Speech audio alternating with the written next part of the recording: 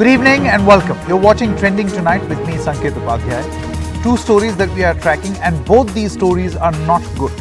Story number one. Imagine the sort of society we are living in.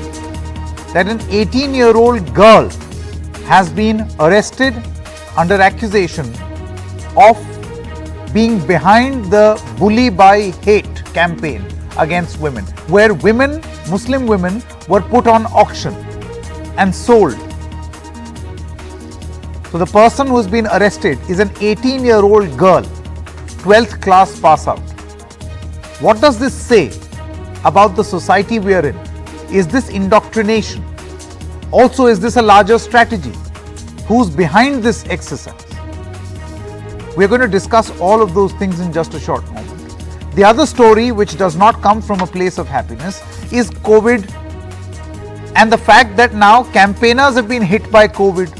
You've got Arvind Kejriwal who's down.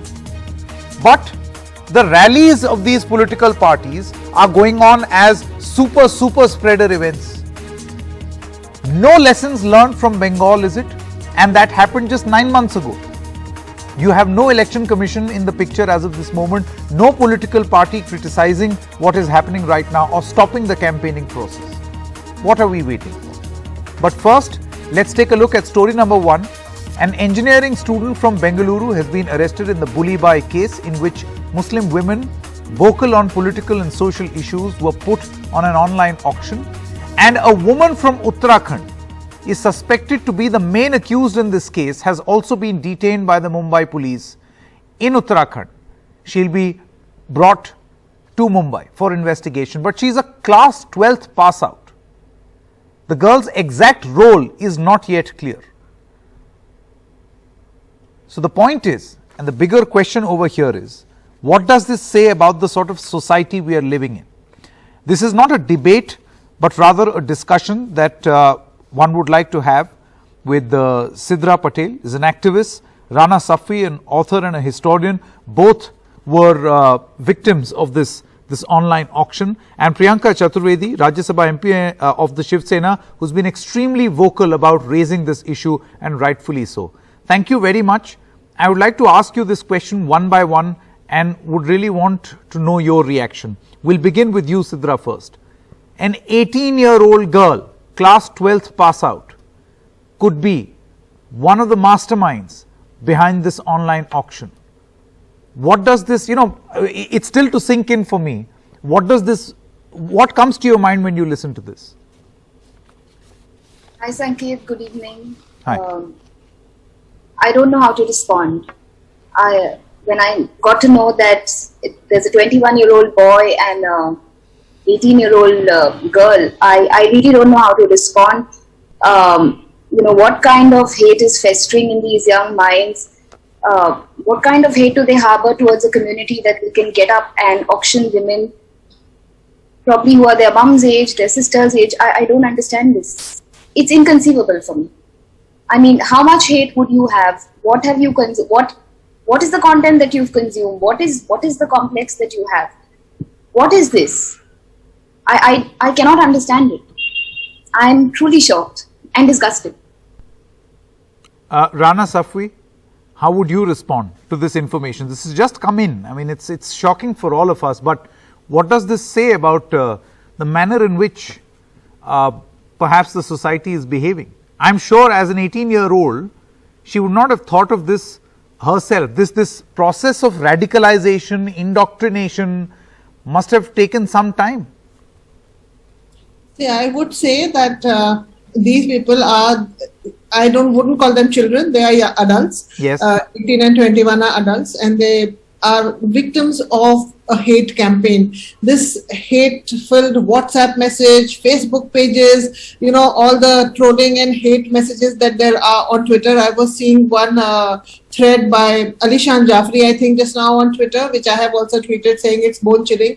When you see things like this, you can see the hate that is pervading our society at the moment. And this hate is maybe directed at a particular community or a particular minority. I don't see myself as the victim. I see them as the victim of the hate campaign. That's a very important point. Priyanka Chaturvedi, do you think that perhaps through the course of investigation, this matter too must be investigated and probed as to who's radicalizing these people. A person who's a young adult, just turned 18, class 12th pass out, who's in an organized way as part of a larger conspiracy doing this? I don't know if it's a conspiracy or if it's this idea that they can get away with impunity because they enjoy the support of the government of the day. I wouldn't say government of the day, but the kind of language that they use, the kind of election campaigns you see, which reduces every single election campaign to Hindus versus Muslims. They feel they can get away with this hate online with impunity, and they feel that they will be protected by such people who spew hatred day in, day out for their political gains, little realizing that there is an entire network of IPC section, IT Act, which can hold them accountable. They continue to feel that they can continue to silence women without any accountability, without any punishment coming their way, without any, with ample amount of support with the kind of hate you see in the real world. They thought they could get away with it. I find them actually a lost generation which thinks that they are fighting for a particular cause. I don't know what the cause is. The cause could be whatever the government is selling to them every single day.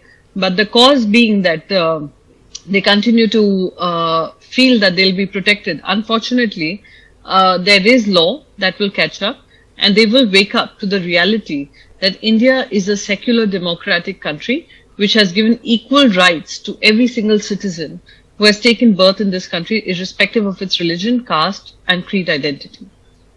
Yes, Sidra Patel, the fact that this app existed in another form and then another variation of this auction app came into being, while we do discuss the response of the central government, put that response in question even now, as its impact on society, how severe do you think that impact has been with the arrest of this 18-year-old girl, and what course correction can be done right away according to you? Sangeet, this particular manifestation of hate, which is Sulidi is now Bulli Bai, is not something isolated. It is, we have to see it in the context of the larger hate ecosystem in the country. The other day in Haridwar, there was explicit call for extermination of Muslims. There was a mainstream quote-unquote journalist who was taking an oath, who was encouraging oath-taking. There is rampant dehumanization in the media. There is dehumanization in language. There is epistemic violence. We find ourselves correcting people all the time when when language like activist is used. WhatsApp is filled with hateful messages. I receive them as a Muslim, and I am aghast that somebody can even forward it to me.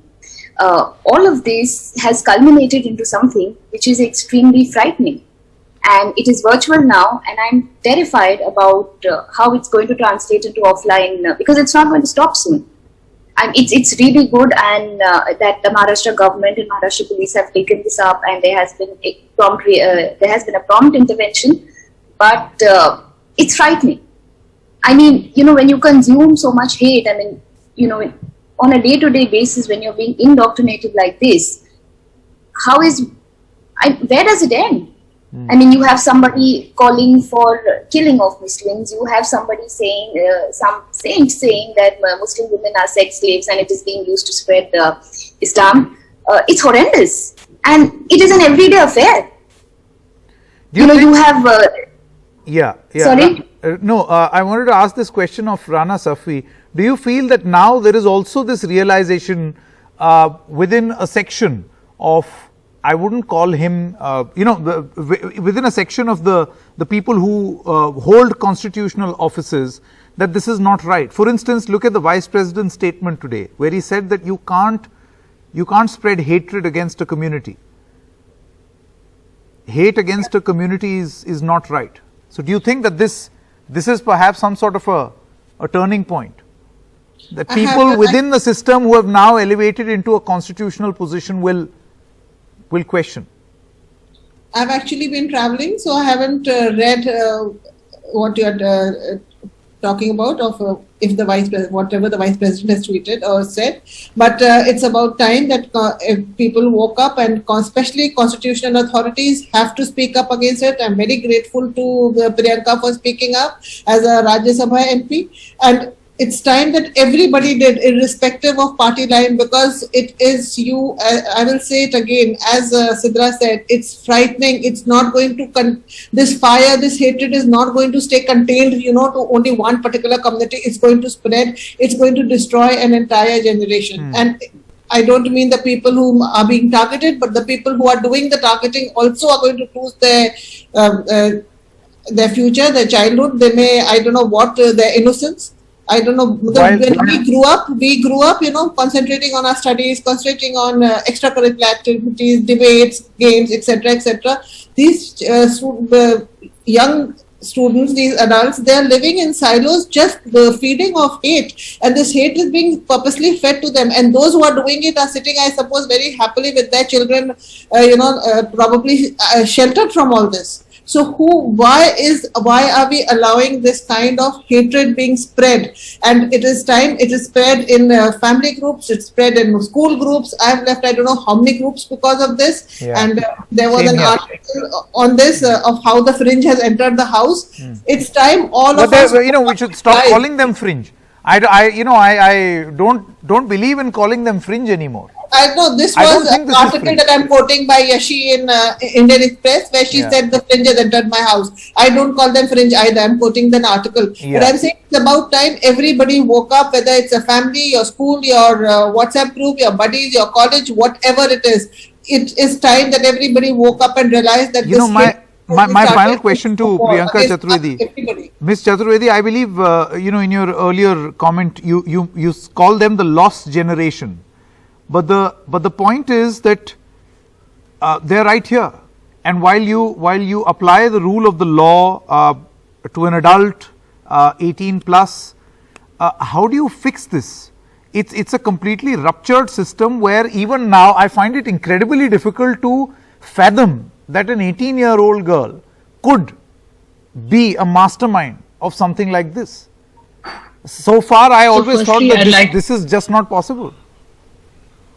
Firstly, I'd like to thank Ranaji for giving me credit for something like this, but I'd always say this, that behind Priyanka Chaturvedi, there's an entire ecosystem which supports, and political parties that support that law and order should prevail, and the constitutional morality of this country needs to be held supreme. So as far as my party is concerned, they gave me this total independence to be able to fulfill my commitment to women's causes, especially silencing of women, irrespective of their gender, irrespective of, forget the gender, irrespective of their caste, religion, creed, etc. I must say one thing. When I say a lost generation, there's a lost generation because there is unemployment. There is not enough opportunities for these young people.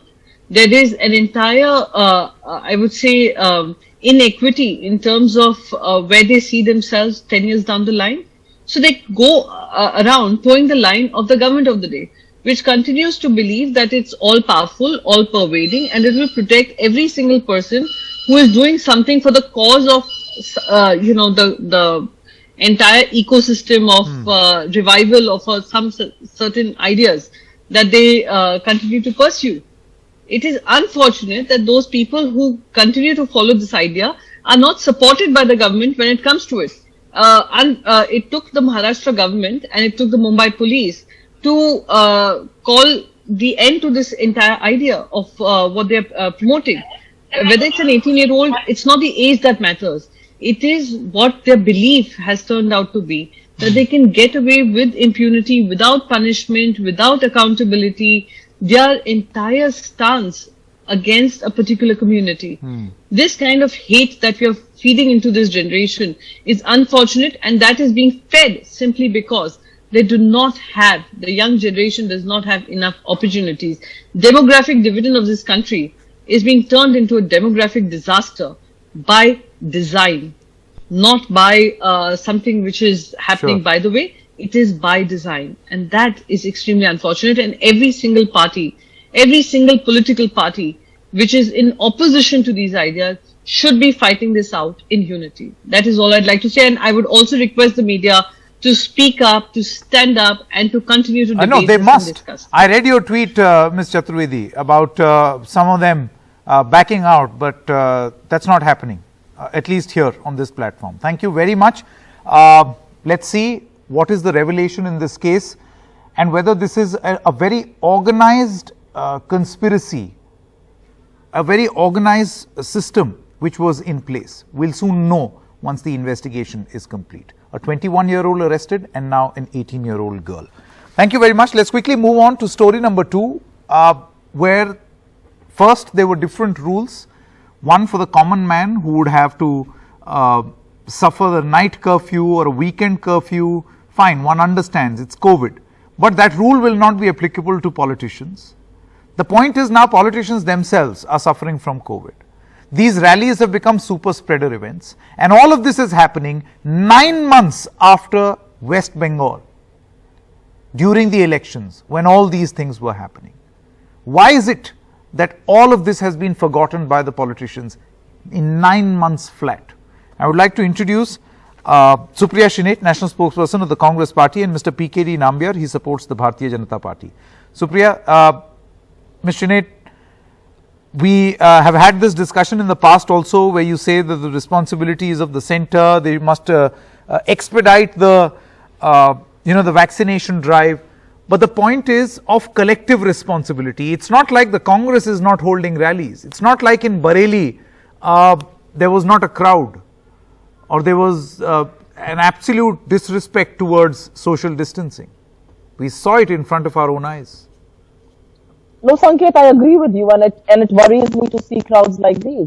And I think internally there is a very active discussion on within the Congress Party of what we want to do going ahead. But the reality also is that the figures, as far as infections are concerned, the extent of infection, the extent of testing are all with the government. And I really believe that right now the government will have to take a call on what to do. Should rallies be banned? Should crowds be, banned? Should it be better organized?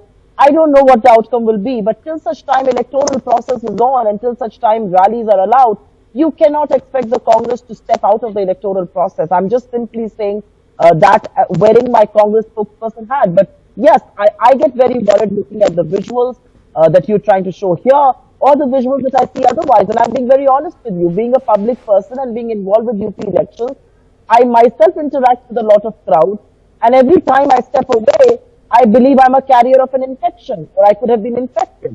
But the reality also is that you cannot expect us to get out of the ring when the government and everybody else is in there. So I think it has to be okay. Let me ask. I really think because the numbers and the data is with the government, they will have to take the first step. Mr. PKD Nambiar, so the thing is, release transparently all the data. Number 2, expedite the vaccination process. And number 3, lead from the front. The BJP, which is there in power in the centre and in many states which are going to polls, can also take a position in front of the election commission, no? That let's reduce our election campaigning. The EC says, I'll tell you the problem. The election commission is saying, see, we can't do anything, model code of conduct is not in place, which means that the state governments and their machinery will have to act. Now, which machinery will act against its own? All chief ministers themselves are campaigning. Absolutely. I think, Sanket, the double standards of our political class is at its peak. There is no doubt, irrespective of whether it is a BJP or a Congress or Aam Aadmi Party, we are all seeing everybody is on the street and campaigning. You see a double standard of an Aam Aadmi Party. Kejriwal is, he himself is now isolated because of his tested COVID positive.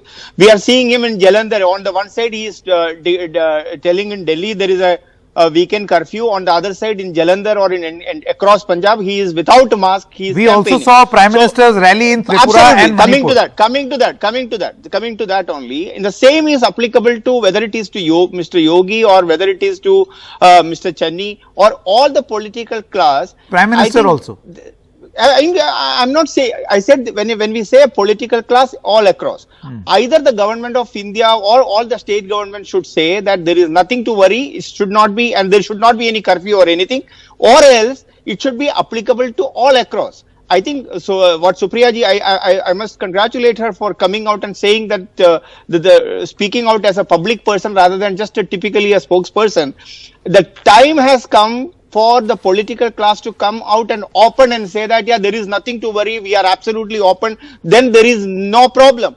On the one side, you will come out and say that these things needs to be stopped. Masks should be wear, the vaccination should be more and more. And on the other side, you go out and millions of people are on the street and without any COVID protocol. So I think the political class is completely making a mockery of what they're on. What is the role of the Election Commission according to you? The EC says we can't do anything. During the election, many political parties who say, well, ultimately it's the EC that is going to decide. Otherwise, there will be a bit of a problem. Inequity in rallies. Sanket, remember the last week when the Election Commission's press conference, the Election Commission very clearly, outrightly said that every political party was in the opinion of having an election. Remember that you tweeted that why the election can having wait, an election but the COVID will and not holding these campaigning or these rallies are two different things. You can hold an election and yet avoid crowding. No, that is, then there is no role of an election commission on that. It is for the political class. Every political party should be deciding that we will not hold such kind of a rally. Okay, Supriya. We have seen in the... Supriya. Sanket, there are rare occasions where I agree with my friend PKD here. I agree. I mean, let's not put the onus on Election Commission of India. I think political parties, including mine, have some soul searching to do. We've got to take the tough call of how do we go ahead. But please remember here, I want to state one thing which we can I suggest something, Ms. Senate? How about approaching the Election Commission and saying we don't want rallies? Sanket, just let me finish my point. Exactly to your point there. There is one party, which is the Bharatiya Janata Party, which is flushed with funds. Look at the kind of resources they have. 98% of electoral bonds go to only one party. You cannot expect the rest of the opposition to compete with them without the crowds if you let them lose. So I just think there needs to be a proper sit-down meeting. We've all got to decide what kind of resources can be used, what kind of technology can be put to use. But the reality is, I agree with you that we cannot be inviting the crowds that we are inviting. This is inviting trouble. But the government of the day can't turn around and look the other way, and the onus cannot just lie on the opposition. Sure. Let us hope that we do not forget. It seems that we have forgotten our experience from 9 months ago in West Bengal and what was happening as a consequence of the second wave. Many of these instances in these poll-bound states. Certainly, we don't want all of that repeated. Supriya Shinate as well as PKT Nambiar, thank you very much for joining us. News continues on the other side. Stay with us.